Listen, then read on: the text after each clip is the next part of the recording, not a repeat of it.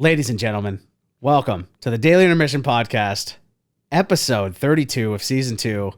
I'm starting off, unfamiliar voice off the hop here. We got Greg. Greg, how are you doing? Dude, I'm doing fantastic, man. Well done. Well done, Hey, man. you know, it's not bad for never doing it. No, I know. We had to mix you in, Nate. Yeah, great opening, dude. I mean, I'm fantastic. I mean, it's been a busy week for us.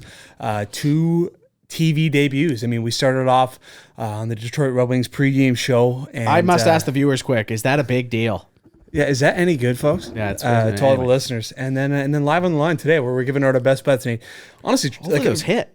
We're definitely got our fingers crossed. But man, like, what an experience! I mean, 2 guys, rural Nova Scotia, started a podcast, and here we are on the United States national television, man. Like, I hate to pump our own tires and pat ourselves in the back, but man, it's been a really fun week for us, man. It has, for sure. It's been awesome.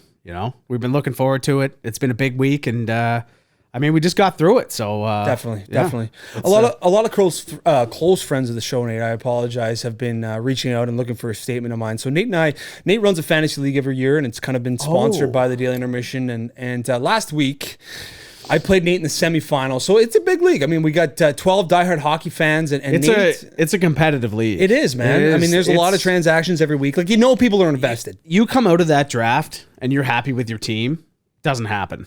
Yeah. You know what I mean? Like, it's tough. We got 12 diehards in there, so it's a good league. So we're in the semifinals, and I'm leading by I think like a decent margin. All week long, I've got a decent lead, and Nate's like I'm diving in free agency. Like, I'm trying to make sure that I'm getting points every day. And Nate's like, "You're really picking up that guy?" I'm like, anyway, I jokingly give him the goalie call. Nate ends up beating me on the final night by 1 point. John Gibson with the dub. John Gibson. 100th overall, Johnny Gibb. And everyone knows we're Atlantic Canadians, so that's the West Coast of the United States late night game. Yes. Getting him the final point to beat me in fantasy. Nate, congratulations, dude. Hey, in the finals. How you feeling, dude? I'm feeling pretty good. I'm about to, I think I'm going to win it all. So I'm feeling pretty good about it. That's a big deal, man. Like, it is. Like, I everyone know. knows it. And like, it's funny because, you talk about fantasy leagues and how much of it's a huge deal. Like, people grind at their fantasy leagues every year, and it's challenging to win. There's a little bit of luck involved. Obviously, there's a good amount of money involved. Exactly, yeah. Gee, I walked in on the 7 seed, 11 and 12. Yeah. Talk about a little bit of luck. Yeah.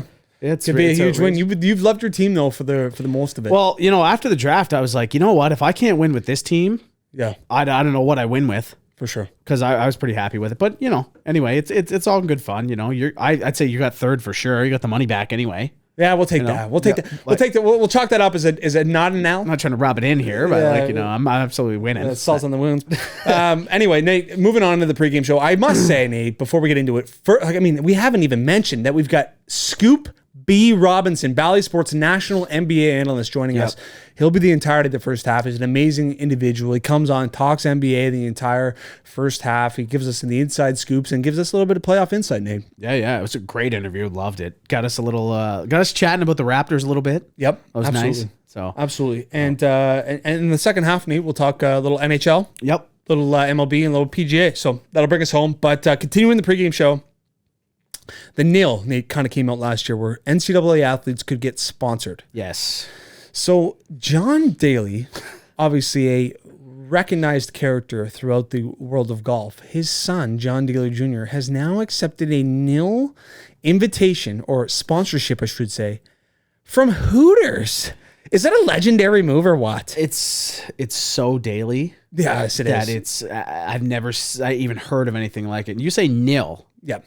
Is that just name, image, likeness? Okay, yeah. Okay, that's what I thought. I wasn't sure if it was that or it was just for nothing. No, they're just doing it for sport. Right. You know what I mean? Right. That's because I wouldn't put it by either of them. No, exactly. Yeah, I mean, it's like they've been doing that for years. They love Hooters. Yeah, I actually know for a fact John Daly owns half of Hooters. Yeah, no, I mean, it's just so on brand, like you said, Nate. I mean, John Daly Jr. will now be represented by Hooters. Unbelievable. During college golf, I think he plays for Arkansas, so that's exciting, man. John Daly Jr. That guy's electric, man. I hope he makes it to the PGA Tour because everyone loves a Daly. Oh my god, dude, his music. Oh my gosh, we've talked about I hit it hard, man. Yeah, hard, man. What a tune. Oh, it's amazing. But no, and Nate, just kind of funnily to wrap up the pregame show, Russia banned from Wimbledon probably saw this coming. I mean, the sanctions on this country. I mean, we're not going to get into it because that's not what we do over here on the Daily Intermission podcast. But we got no real idea what's really going on. For myself, anyway. No, I'm not really sure that. I mean, we're watching CNN a bit, but yeah, it's anyway. Obviously, there's some challenging times east of our country and we'll or west of our country. Who knows? East of our country. East of our country. I was correct. I guess it depends which way you look on the globe. Well, that's kind of what I was leaning towards. All right, but yeah, we're gonna move into to our Scoopy interview. So listen, ladies and gentlemen, enjoy this. Scoopy, Bally Sports national NBA analyst. Ladies and gentlemen, we're thrilled to be joined by national NBA analyst for Bally Sports, Brandon Scoopy Robinson. Brandon, how you doing today, my man?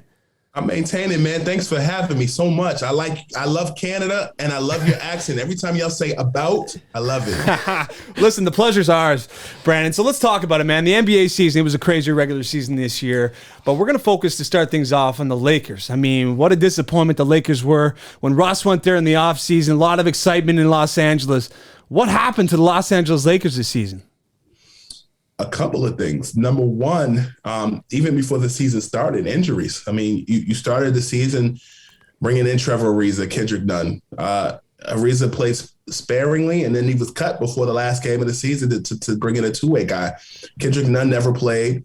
And from folks that I've spoken with, they felt that once the season started and they could get everybody healthy, then it would be a different conversation. And then it was the playing tag of LeBron being out, Anthony Davis being out, and just finding a way to get things done. And it's crazy because when I look at what LeBron did this season, I remember a conversation that I had with a highly regarded league fixture who shared with me, LeBron is only concerned about LeBron things at this point, meaning personal milestones.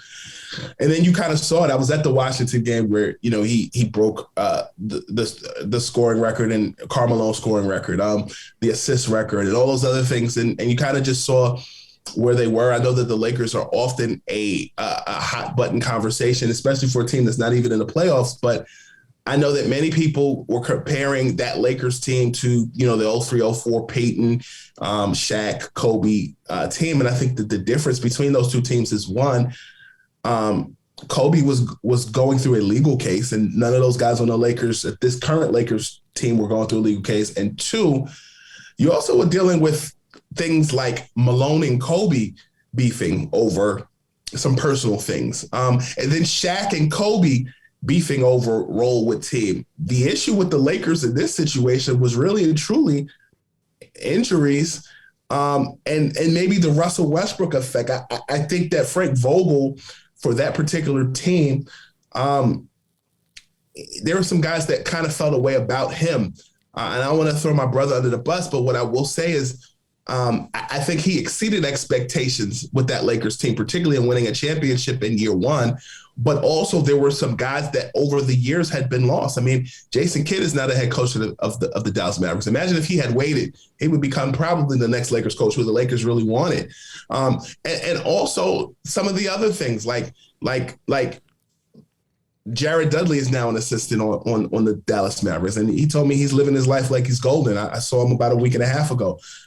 You look at Phil Handy, who I believe is the voice of that team, and I believe does deserve a head coaching position. I think that the Lakers want a sexy pick, but I think even when you look back at their coaching search, when they added Frank Vogel, Ty Lue was really who the Lakers' brain trust and Jeannie Buss wanted, and she was overruled. And also Magic Johnson ultimately leaving and letting Rob Pelinka do him. So there's a lot that has happened over the years. That the bubble championship was what they got. But I also think they got maybe another year before they're going to have to kind of break this thing up and start all over again. For sure. With all that being said, too, when you say break it up, do you think LeBron's gone, or do you think he's going to try and stay? That's the $1 million question. I have always felt that he would return to Cleveland one more time. Okay. Right. That's interesting. The trifecta. So listen, Scoop, we talk about Frank Vogel. We talk about all the moving parts in the Los Angeles Lakers management group. How many hats does LeBron wear especially in today's age, in his career, to his point in his career, does he dabble in sort of some of the coaching role? Does he dabble in some of the management role? Does he have a say? How much pull does LeBron James have in the Los Angeles Lakers, dressing room? I think LeBron has as much say as any superstar like Michael Jordan had, particularly in his last years in Chicago. In personnel moves, I definitely think they run things past him, but I also think that the extension of him is Rich Paul, who I think LeBron has magnificently made Rich Paul. I'm a hip hop guy, so like when I look at like Rockefeller Records with Jay-Z and Damon Dash, Jay-Z and Damon Dash often played good cop, bad cop. So Jay was always the good guy. Damon Dash was always the guy that was the jerk. And so I think LeBron is the face. Rich Paul is the guy that gets things done and speaks on his behalf. That's what any good agent does, right? So I feel like when you look at Rich Paul, the same way that he has found his way as a voice of reason in the Los Angeles Lakers ecosystem, even bringing in Anthony Davis, bringing in the past, bringing in J.R. Smith, bringing in Deion Waiters, bringing in Kentavious Caldwell-Pope, and bringing Caldwell Pope in before the Lakers were a popular destination. That bringing Caldwell Pope opened the door for Rich Paul to have conversations with Magic Johnson and bring LeBron on home. And so if you look at the Chicago Bulls, that same ecosystem is happening in real time, with Lonzo Ball being represented by Rich Paul and Clutch, as well as Zach LaVine, as well as Tristan Thompson and more. So I feel like the pattern has been set by every place that LeBron has been, even within his inner circle who have gotten jobs with the Cavs or the Miami Heat or the Los Angeles Lakers. And I think that in answer to your question, I think that LeBron is going to always do what's in the best interest of him. But I also think that any team that LeBron James plays for, there's about a 3 to 4 year window. And so when you look at when he left Cleveland the first time, it brought them Tristan Thompson, it brought them Kyrie Irving, and a sign and trade with the Miami Heat. And then after his time was up with Miami, he came back to Cleveland. And if you look at Cleveland, Cedi Osman, Kevin Love, and Colin Sexton, some of those other pieces, Larry Markkinen. I know that LeBron has talked about wanting to play with his son and kind of be the NBA's version of King Griffey Jr. and the Ripken family in baseball. You've never seen that in basketball. So when I look at LeBron's future, to me, a team, if he leaves the Lakers, a team like the Cavaliers, a team like the Orlando Magic, a team like the Oklahoma City Thunder, just for youth-wise, would make plausible sense. But in my mind right now, if he were to leave Los Angeles, Cleveland would make the most sense currently. For sure. I mean, let's not forget about rookie sensation Evan Mobley and Darius Garland. I mean, they've got a nice foundation set there, but we'll get into the Cavaliers here in a bit, Scoop. But you mentioned it. I mean, he came out this season. He said he would love to play with his son. How realistic are Bronny's chances to be an NBA player? How highly touted of a prospect, where would you rank him in terms of, what type of a prospect is Bronny, or is LeBron kind of going to will his way into the NBA? Bronny is not a bad player. I mean, you look at just his overall acumen and knowing of the game. I know that both he and DeJuan Wagner Jr. In the United States have gotten a lot of attention. And I also think that anytime you are a second generation basketball player, watching your dad is a case study in life, and that exceeds beyond just putting a ball in a hoop. So when you look at travel, when to pack, who to stay away from, how to create an inner circle, turning your passions into tangible career-driven things. I've often looked at LeBron James as Will Smith leaving Bel Air and going to the NBA on the Fresh Prince of Bel Air. That's right. I've often looked at Cam Newton in that same vein. I think with Bronny James, LeBron has now assumed the role, Bronny's father, of Uncle Phil, and Bronny James is the revamp on Peacock. and I know I'm using a lot of analogies, but I think name recognition is one thing. What he's been able to do on the floor, I've heard nothing but rave reviews, and I don't feel like he has to be his father in order to make it to the NBA. I think he should just play his game, and I think that's sometimes what gets lost in translation, because I think we tried that with Marcus and Jeffrey Jordan, and it didn't translate because everybody was looking for was looking for Michael reincarnate, and I don't think that's always fair. But the only time you see fair is at the circus, and life ain't fair. So it is what it is. For sure. Just to switch gears a little bit, obviously there's some teams that had some pleasant surprises this year. We had Memphis, Cleveland was in the play-ins. What do you think were some of the steps they made in the right direction to get to where they were? Memphis, in my mind, coaching plays a big factor. I remember chatting with Taylor Jenkins a couple of months ago, just to give a matter of perspective. He and LeBron James are exactly the same age. They're both 37 years old. And Taylor Jenkins and I'll be 37 in May.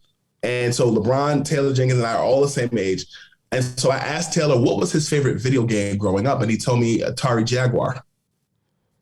I don't think you hear Greg Popovich talking about Jaguar. I don't think you might catch Steve Kerr talking about it, but just a matter of perspective. And I'll give you another level of perspective that's interesting. Taylor Jenkins was a grad assistant at UPenn when Allen Iverson was a member of the 76ers. And I asked him during his time at UPenn, what were his fondest moments? And he shared with me that when he was in Atlanta as a Hawks assistant, Kyle Korver later came over there, and they talked about those fond times in Atlanta as living in the greater Philadelphia area. And so I think being cognizant of the youth that's around you is a big key in today's NBA, because I think that all of the old guard is changing in digital spaces, and just in the schematics of the game overall. I mean, you look at throughout the NBA, the fact that the Memphis Grizzlies were a 2 seed without their star player in Ja Morant, and they have a Defensive Player of the Year candidate in Jaren Jackson Jr. and a Desmond Bane who ain't never scared of LeBron. I think that is such great basketball theater. But I also think it's just a testament to not relying just on one star player. And that's what I like about the Memphis Grizzlies, the coaching, the youth movement, and that there are other teams out there who are competing and aren't kissing the ring of LeBron or the Popoviches or even the Steve Kerrs and Steph Currys. I like that. As it relates to the Cavaliers, right place, right time, right conference. The Eastern Conference, to me, has been so teeter-tottering, yet so competitive. I know a lot of times people give the Western Conference so much credit for being so elite, but forget, like, the Cavs have won, the Heat have won multiple times, and we're talking about the last 20 years. The Detroit Pistons have won, I say 25 years. You have a lot of teams that have been competitive in the East, but everybody wants to pay attention to the Warriors, the Lakers. Heck, the Toronto Raptors won in 2019. I think when you look at perfect segue with Canada, by the way, but when thank you for the shout out there. Yeah. There you go, There you go. But no, we know what it's about. When you look at the NBA's Eastern Conference, I feel like the Cavs have been anywhere from 1st to 8th, and I think that's a testament to just the East being so good, and the Boston Celtics riding the ship and being where they were supposed to be all along, but they were adjusting to a new head coach. And after the All-Star break was really where they shined. And I think they're in a deserving spot. But I think the Cavaliers, they're still growing, and I like their head coach. Bickerstaff is that dude. But also, I think when I look at the Cavaliers, there's some holes that they need to fill. I like Mobley, but I think Colin Sexton is going to be interesting to see, will he stay? Kevin Love, what will they do with that contract? Will he become a Cavalier emeritus? Meaning, after he's done, will he stay in some type of ambassadorship role, or will he become an assistant coach, or will he take a smaller deal so that if the likes of LeBron do come in the next couple of years, they can team up again? Is he their modern day Zydrunas Ilgauskas? And it's not because he's white. Hey, listen, I like both of their futures, to be completely honest with you. I love what Memphis has done. I love what Cleveland's done. I mean, and you've talked about it. I mean, Memphis, what a tremendous year. And they don't have that highlight reel, that A-list superstar. And that's what makes them, I think, so attractive to us everyday fans. But you mentioned it. Let's move up north of the border here, Scoop, because we're a couple Canadian guys. We like talking Raptors. And it's been, the couple years it was really tough for us. I mean, we're not playing in Canada. Pascal Siakam's not playing to his ability. We lose Kawhi Leonard. We ended up losing Kyle Lowry, and it puts us in a position. We get Scotty Barnes at the 4th overall pick. We start to look pretty good this year. We're now in the playoffs, taking Philly in the first round. But talk a little bit about what Scotty Barnes did this regular season. What do you think the ceiling is for a guy like Scotty Barnes, and maybe just the team in Toronto in general? What's their ceiling moving forward?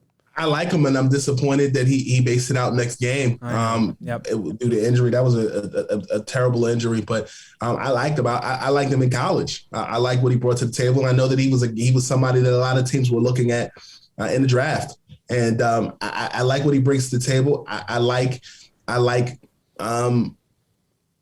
like Nick Nurse as well, and I know that the Lakers are high on him as it relates to their potential head coaching vacancy fill-in. But I like this team, and I think one of the things going into this series, not so much now going against Philadelphia, was sincerely the fact that I think a lot of people slept on the Raptors, and that kind of goes back to what I was saying about teeter-tottering. The standings were just going back and forth.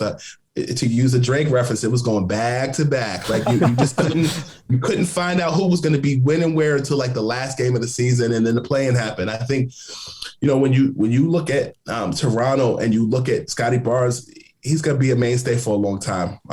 When I look at not Oladipo. I'm so sorry. When you look at Pascal Siakam, and you look at his ability to fill up a stat sheet, many people thought that when Kawhi Leonard was gone, that he was kind of going to be like left for dead. And I kind of feel like Siakam has put up Scottie Pippen 94 numbers when Michael Jordan retired briefly to play baseball. I think the combination of all of those factors completes a competitive squad.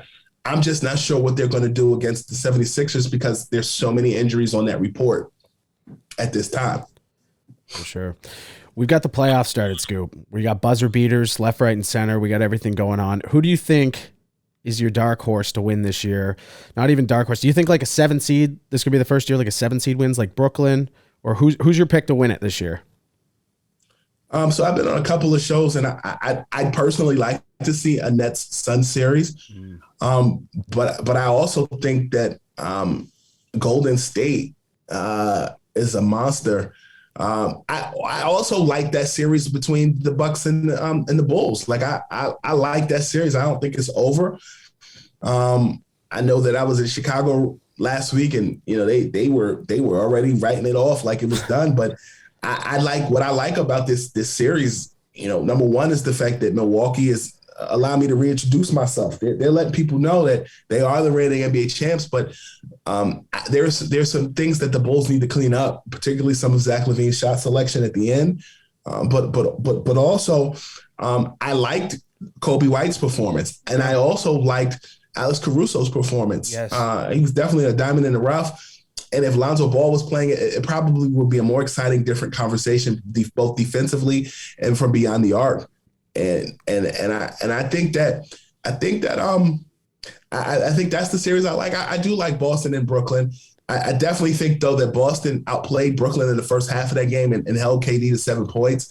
But I also think the fact that they came back revved up was cool, but the Celtics deserved it more because that last defensive sequence at the end allowed Jason Tatum to score. And so here we are now, Boston leading 1-0.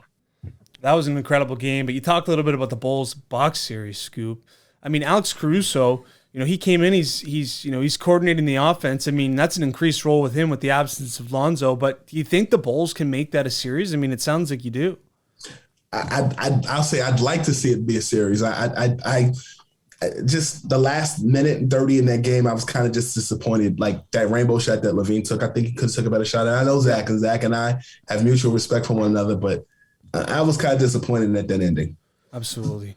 Well, Scoop, we're gonna move into. We like to play games. I mean, we're Okay. big. We're big on TikTok. We like to mix it up a little bit, have a little fun. All right. So we're gonna put your knowledge to the test. And Nate and I always struggle with this segment, Scoop. But it's what jersey number do they wear?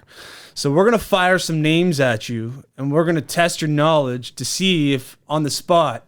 We always find it easier when we're watching the games because when you're watching the games, 22 out there might be someone, or you might, be familiar with some of the numbers when you're watching, but sometimes off the cuff, it's a little bit more difficult.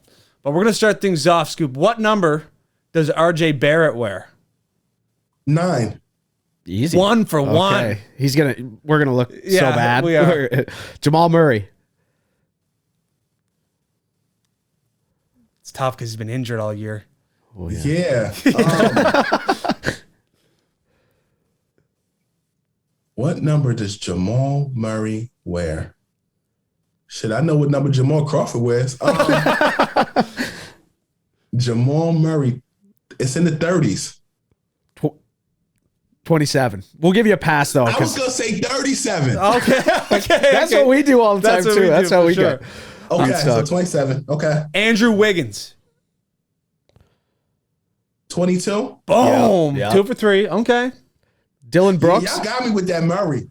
Dylan Brooks. We're going a Canadian route You here. got this. No, I don't. Think GOAT. Go. 23. Boom. Oh, no. Sorry. 24. So Kobe go. Kobe That's go. a culture gap. Big time. Oh, sorry, Scoop. I led you down the wrong path there. You wasn't supposed to give me no hints. I'm 2 for 4? 2 for 4. That's all right. Yeah. That's better than we do. Way better than we do. Dwight Powell. It's tough here. Shit, I don't know. Who? Number 7. Yeah, you wasn't gonna get me with that one. All right, I'm gonna try my best to pronounce this one. Shea, is it Gilgeous? Shea Gilgeous Alexander. Yep. Gilgeous Alexander, yeah. 9 or 11? 2. Yeah, if you subtracted those two, Yeah. you'd have it. Yeah, that's right. So we'll give it to you. 2. Yeah, that's right. We'll chalk it up as a win. Yeah, we'll give it. It's tough. Hey, Scoop, to guess the number? Yeah, now if you had given me legends, I would have knocked that out the park. For sure. Well, we had to give you the Canadian flavor, right? We had to give you all Canadians. We're here. Listen, We just had a language barrier with the GOAT because Michael Jordan is the GOAT, sir. that's right, and that's why you said 23, and I thought it was 23, but it was 24. So Listen, man, so that's on me. If it was Who Wants to Be a Millionaire, and I had phoned in, someone would have said 24, or they would have said Lower Marion. I would have said, oh, Kobe, 24. But hey, I might have said 8. Absolutely, That's true. absolutely. Yep. Now, listen, Scoop. We can't thank you enough for coming on and joining us and doing this. And we don't want to take too much of your time. But listen, we'll catch up down the road. I mean, we'd love to have you back on the podcast. We love doing this. We love what you do. We love your content, man. Thank you for doing this. Listen, first of all, thank you for the opportunity to be myself. Secondly, a boat is my word for the week. I like it. And if they can find a plant-based version of poutine, I will come to Canada and we're on for poutine rather for a nice dinner. We got to make that happen. For sure. You name the time and place, and we're in. Plant-based. We're on the research. We're on the research. Plant-based poutine, we're on it. We are. Yes. You take care, Scoop. Okay, keep doing your thing. Enjoy the playoffs. We'll catch up soon. Okay. My man, I'll talk to you. Thank you. Man, we're going to thank Scoop, man. What an absolute amazing individual. He's so connected in the NBA world. So we thank Scoop for coming on, Nate. Now we're going to move into the NHL. Quarter 3, episode 31, 32? 32. 32. By my count. Yeah, season 2 of the Daily Intermission podcast. Nate, Matt Duchene. This guy's been a bit of a suitcase around the league. He's now scored 40 goals out of nowhere, to be honest. You want to talk about out of nowhere.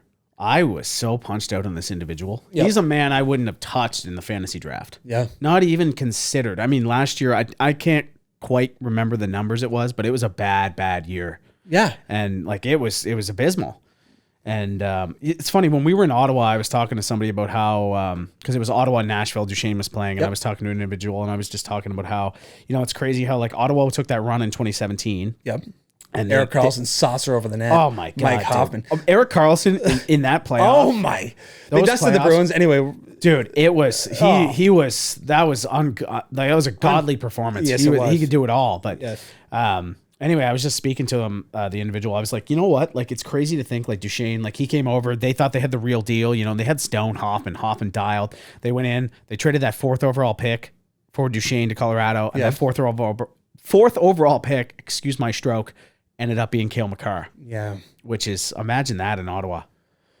I mean, your decor would be looking mighty fine with Thomas Chabot, Cale Makar, and Jake Sanderson. Good luck shutting down Chabot. No, I mean, Nashville's had a good year. I mean, you got Roman Josi who's going to win the Norris, and you've got Matt Duchesne who's got 40 goals. I think he's got 38 assists for 78 points in the year. I mean, they've had a good year, and I don't think I think they're a complete pretender. If you're going to be completely honest, too. Yeah, I do too. I mean, it's been a great year for. I want to see Tanner Jeannot does in the playoffs.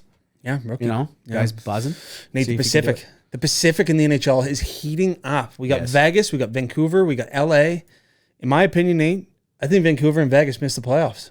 Vancouver and Vegas. Yeah, I mean, it's leaning more and more towards Vegas missing. Yeah. I mean, they're losing some kind of key games. They pulled one out against Washington the other night. Yep. They lost to the Devils. A Jack Hughes-less Devils. Tough scene. It's going to be a tough one. Like, that's a must win. Yep. They have a big one. I mean, it really comes down to that game. I think the third last game of the season, they play Dallas. Yeah. So that's going to be interesting. I mean, if Dallas ends up losing out, or losing their next game, and then they kind of match up, and we'll see what happens. It could come down to an absolute barn burner on the last day. Oh, do you remember a long time ago? I want to say it was like the Leafs were almost in. It was like 2007, 2008, and the Leafs were in a shootout with the Islanders to see who made the playoffs. Come on, do you remember that? No. Oh, it was outrageous. Oh my goodness. Yeah, they who ended up winning? Shootout. Oh, not the Leafs.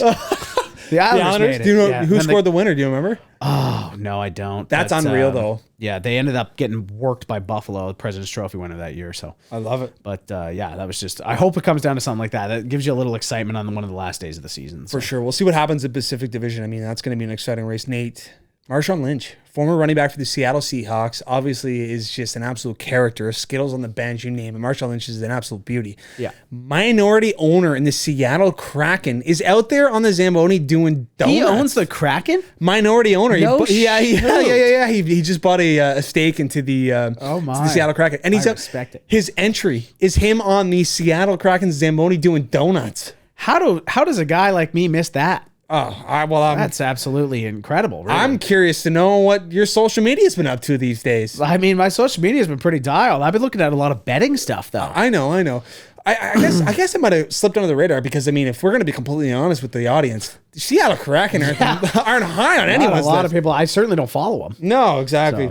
So, but I do want to talk about a team that you do follow, Nate, the Washington Capitals, and it's announced that they might be changing up their jerseys. I don't know what the whole story is. I saw Chris Creamer, sportslogos.net. Yeah. One of the most reliable That's a shout out. beings. That is a shout out. Huge I will shout shout that guy out any day Chris in my Creamer, life. if you want to look at jerseys, like seriously. Sportslogos.net, dude. I remember looking at this guy in like 2001. Yeah. This guy's just been absolutely doing it all. He's the most dialed in guy. He's got every jersey anybody's ever wore by year. It is a fantastic website. But besides the point, I'm not sure exactly what's going on, but he had a source come out and say, this is what's going to be happening. This guy's been spot on many of times. Yep. He showed some work about it. So I guess they're bringing back the Eagle, and I'm pretty pumped about it. It's a good looking jersey, man. I just kind of hope they keep the jersey as is and put that Eagle on it. I don't really have any interest in seeing the old blue one. No, the brown mixed in. No, it's not a good look. It's not a great look. Keep the same color scheme. The one we got sitting here in the studio is disgusting, but it's only because it's old. No, exactly. It's not a good, No, exactly. Olaf Kozak screams that jersey. Oh, that was also Ovechkin rolling on his back. Yeah. At the beginning. But absolutely. Speaking of Ovechkin. Yeah. I mean, we've got 50 goals. He's now tied with Mike Bossy and Wayne Gretzky for the most 50-goal seasons in history with 9. So one more 50-goal year for Ovechkin. He's hit the most all time. It's doable. He also just passed Timo Solani for most goals in a season for a player age 36 or over, which was 38.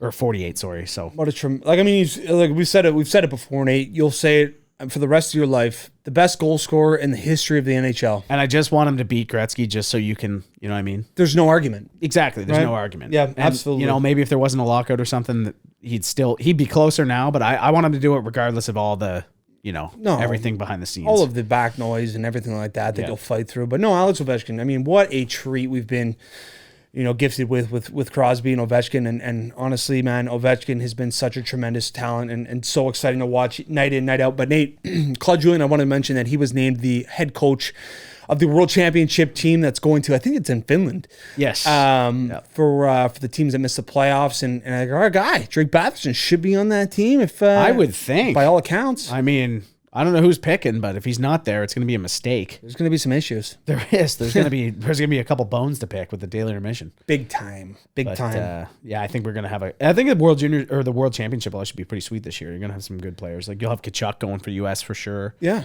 Just thinking of some I guys. like from to check in Ottawa. on that event. Yeah, I do like to check in on that event. There's a lot of games in it though. You know, Yes. it's like a 7-game round robin. It's absolute treason. It is, yeah. But But Nate, that'll conclude quarter 3 of Yeah. season 2, episode 32 of the Daily Intermission podcast. We are moving into quarter 4. We've got a little MLB, a little PGA talk. Nate, the umping. We talked about it with Russell.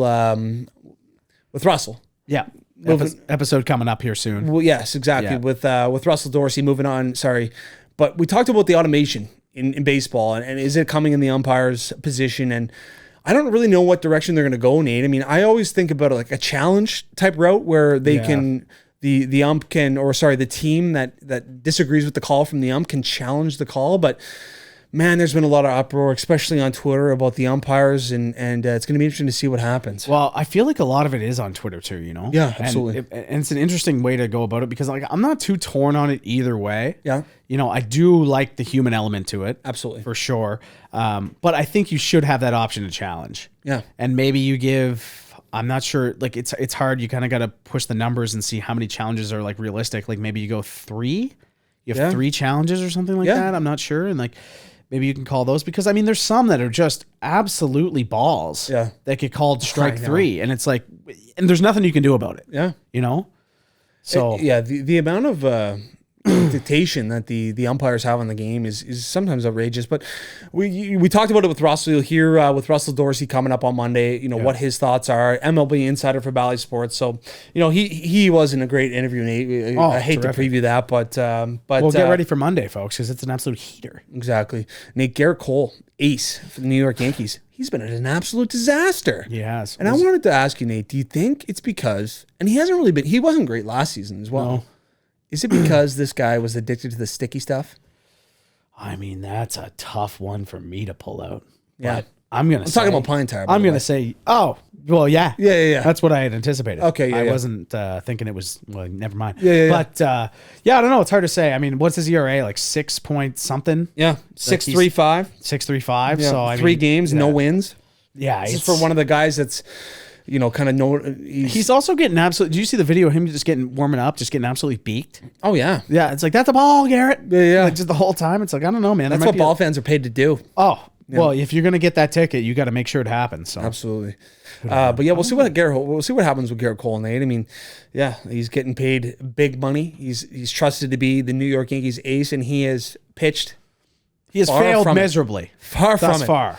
We'll go out and say that. Robinson Cano came out this week, Nate, and apologized for missing the entire 2021 campaign for using juice, I should say. Yeah. It's hard to have sympathy for a guy who, kind of comes out and apologizes for using steroids, especially in the game of baseball. But he's back. He's playing. He could be a big piece for the Mets this year, but I don't know. How genuine do you think an apology is after injecting steroids into your bum? I mean, I think... Are we confirmed it was in the ass? Yes. Okay. Yeah. Well, I was unaware of that fact, but, Yeah. I mean, it's kind of just coming out because you got caught. Yeah. Like, there's no apology if you never get caught. No, exactly. So, and I mean, I'm not going to put that on Robinson, Yeah. but, We're putting it on Robinson. but there's no one else we could really put it on. Yeah. So, I don't know. Like, how genuine? Hard to say. I'd say probably not that much. It's more so I got caught. I'm going to apologize and like, hey, guys, I'm back. But, Yeah. At least the suspensions are like fairly legitimate for like the MLB. You know what I mean? Like they get banned for a while. For sure. So Absolutely. I don't know. Buck Martinez, a legendary Blue Jays announcer, stepping away due to cancer. I mean, when I think about Blue Jays baseball, man, I think about Buck Martinez. Yeah. His voice is just so Hollywood. Like, it's just... It is. It's unbelievable, man. And Buck Martinez, he's the face of the Jays, play-by-play, and we're thinking about him. We're thinking about his family. For sure, yeah. I mean, prayers with Buck. I mean, he's an absolute legend. Legend. A legend. And I wish him all the best.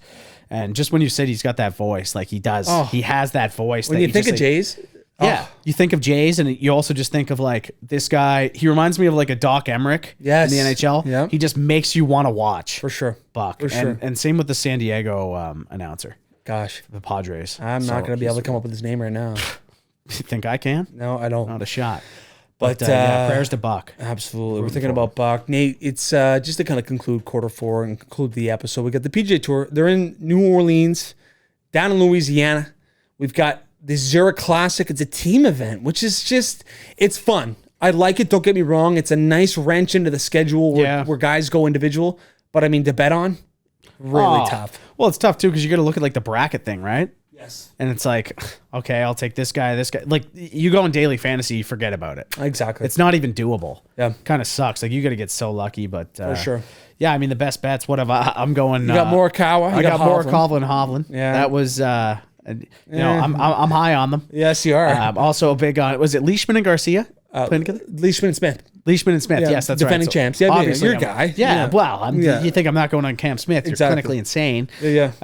Yeah, those are my guys. Who are you rolling with? I got Willie Zalatoris, Davis Riley. I like which that. is kind of out of left field. I like Zalatoris in a team event though. I don't know Zalatoris what it is. in general. Same with me. Except for his putting. If he can get a normal putter, like that guy's going to be a stick. Yeah, what's he doing, dude? He's like that guy at the. He almost gives you that vibe at the course. It's like, yeah, this guy's crazy good, but he just like putts with like this like Spalding high efficiency, you know? Exactly. Yeah. No, it's it's unbelievable. And I'm also on Scheffler and gosh, how can you not be? I know exactly. Scheffler and gosh, I can't think of his name right now, and I'm blanking. And it's Ryan Palmer. Thank you, Ryan Palmer and Scotty Scheffler and bit delayed. Scotty Scheffler makes me want to run through a wall lately. I've cried every event he's won. It's bad. Really? It's bad. It's really bad. Dude. I know. I actually cried last week too when Jordan won. There's something about the winning of a golf tournament and their families running out and the millions of dollars on the line and like the 4-day grind. And I just like, I'm like, wow, that's so hard to do. Though, you know, yeah. I've been crying for different reasons lately. Okay. This Is Us. Oh, that show. Holy smokes, dude. It's a good one. Every episode, I'm just crying. Just tearing up. I can't believe it, dude. Listen, Randall's a beauty. Anyway. Listen, Nate, we are going to move on. That's the end of Q4. That's the end of episode 31. I'm sorry we got a little out of hand this episode. But we do have the fire wagon and the dog water of the week. I mean, if you've got a different fire wagon than me, then I'm going to be a little disappointed. It's the DI. Okay. I mean, it's the fire wagon of the week. The two of us have absolutely put on a clinic. We have put on a clinic. I do have a different one. Okay. But it's for a different reason. Yep. Yeah. Anyway, explain yours. Well, I just think that we've just had such a tremendous week. I mean, we've had some huge steps. We've been on television twice. We interviewed Scoop B. Robinson, which you enjoyed, I hope. We've got Russell Dorsey coming on. Yeah, Russell Dorsey coming on. I don't know why I'm struggling with Dorsey. I always just want to say Russell something crazy because there's some Russells that I know in sports, but Russell Dorsey, MLB insider for Bally Sports, has joined us for Monday. And man, it's been a hard-working week, man. We continue to make strides. We continue to build the brand, and I'm proud of us. And we're the fire wagon of the week. Yeah, hey man, I love it. The only thing is I came up with a different one because you had that one. Okay, yeah, absolutely. And mine's Alexander Ovechkin. Oh, how can you not? How could I not go with my boy? Yep. We got 50-goal season, his 9th, as we stated earlier. Yep. Absolutely electric, fired up. This guy is 36 years old, dude, and he is outscoring people that are just, in their prime in the NHL. Yep. And it's been a privilege to watch this guy. Yep. I like it. I'm very blessed to have him on my team. I like it. I'm going to go with the dog water of the year, by the way. Really? Yeah, I'm going Peter Mrazek. In April. Oh, okay. Peter Mrazek. This guy was signed by the Maple Leafs to be their highest paid tendy, to be a split guy. Is he higher than Campbell? Campbell's on like a $1.7 million deal. Right. Okay. Yeah, and Mrazek's like 3.5, right? It's unbelievable, man. And Peter Mrazek hasn't played he must have played, what did he play, like 25, 30 games? He was an absolute gong show this season. Waived him. Peter Mrazek, dude. They waived him too. You need to figure it out. You are a dog water of the, I'll say of the week, of the month. The month. We'll give him the month, sure. The month. I remember years, we're saving the years. Oh, the years are gotta be bad. Yeah. But I remember when they signed him. Yep. Everyone's like, you know what? He's a solid backup, 1-2 punch. I was like, yeah, you're gonna say that until he's letting in clear as day wristers from the blue line. I know. Like I've seen Nick Backstrom torch this guy from the blue line clear as day like 4 times. Yeah. It's ridiculous. For my dog water, hadn't really thought it up, to be completely honest with you. I'm gonna go with just off the top of my head, Barry Bonds, All right. cheater, and that's it. Listen, everyone, enjoy your weeks. We'll be back on Friday. We'll be back on Monday. I do apologize. We're back on Monday. Yeah. This is Friday. This is Friday. This is Friday's episode. So listen, we'll be back on Monday. I always kind of scramble towards the end of the episode, but we appreciate you guys. Go maybe 5-star the episode. We appreciate you guys. Thank you for listening. Let's go.